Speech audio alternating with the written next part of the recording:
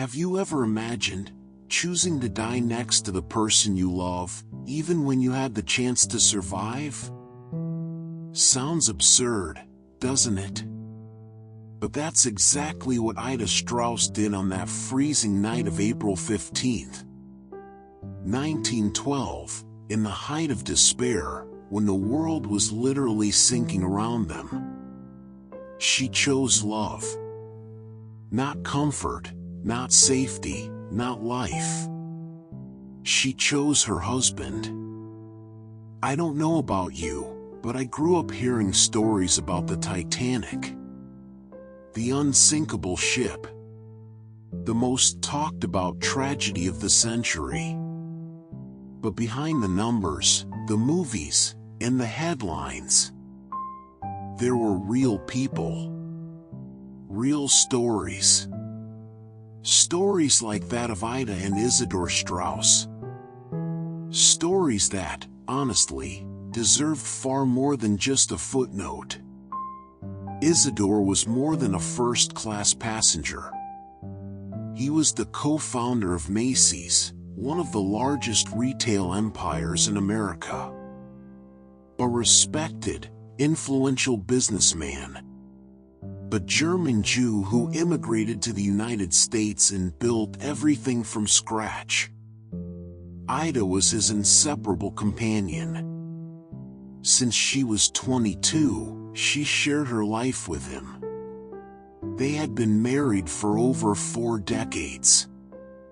40 years of stories, children, losses, and promises.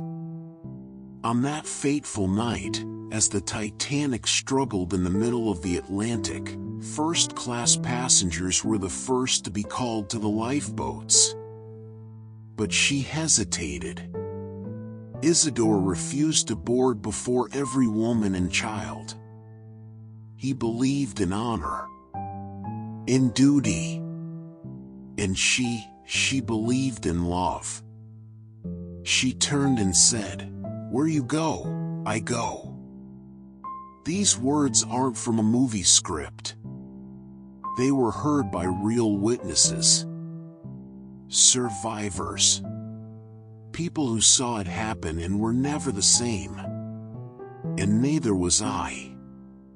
Because, let's be honest, most of us deep down believe that, in the face of death, survival instinct kicks in. That we're wired to run.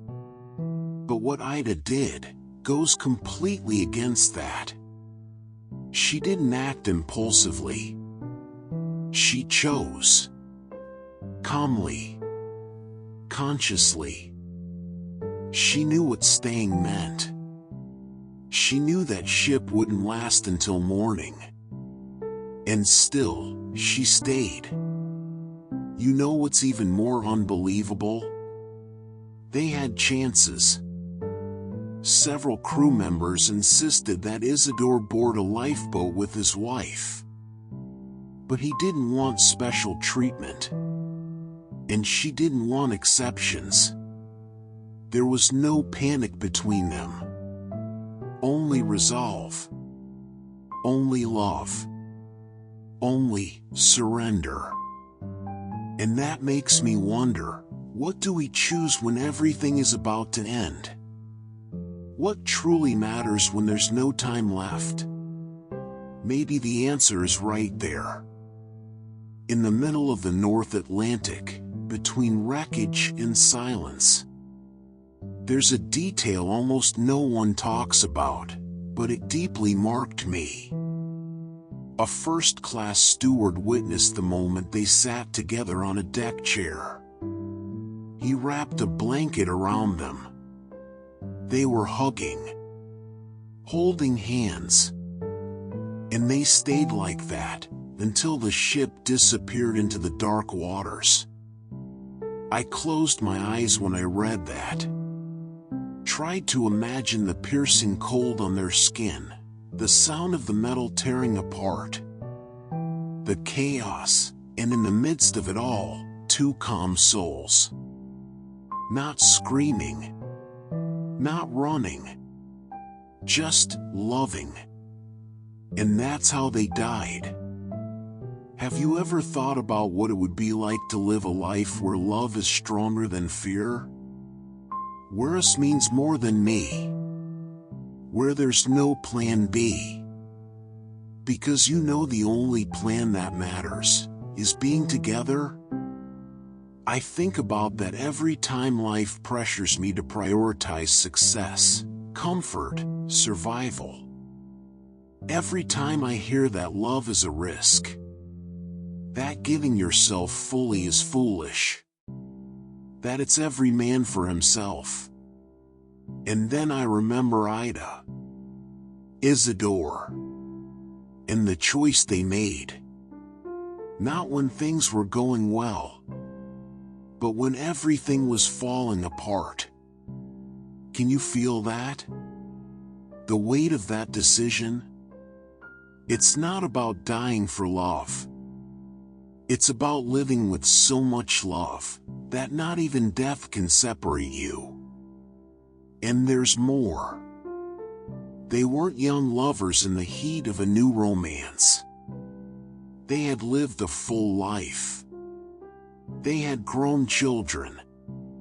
They had status. They had everything to lose.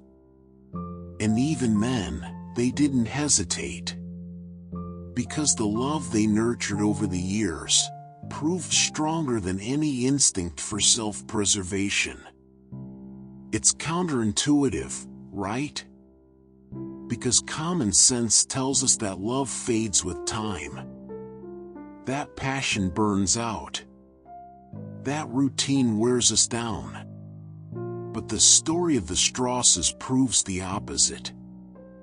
Time, when well lived, strengthens, solidifies, turns love into a decision, into a silent pact.